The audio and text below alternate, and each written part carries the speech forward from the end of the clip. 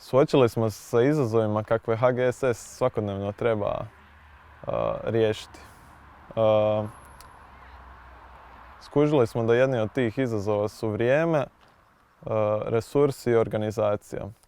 Te smo osmislili način da napravimo aplikaciju koja bi riješila te probleme tako da ubrza provedbu akcije, odnosno osigura svu potrebnu listu resursa te organizira timove, odnosno ekipe koje bi otišle u akciju.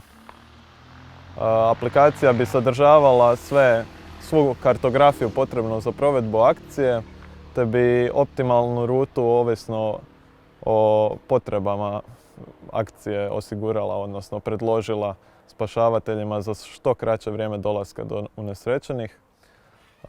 Uz to bi sadržavala i bazu podataka, odnosno bazu znanja koja bi sadržavala tehnike spašavanja, čvorologiju, medicinske tehnike pomaganja te ostale sve potrebne stvari za spašavatelje.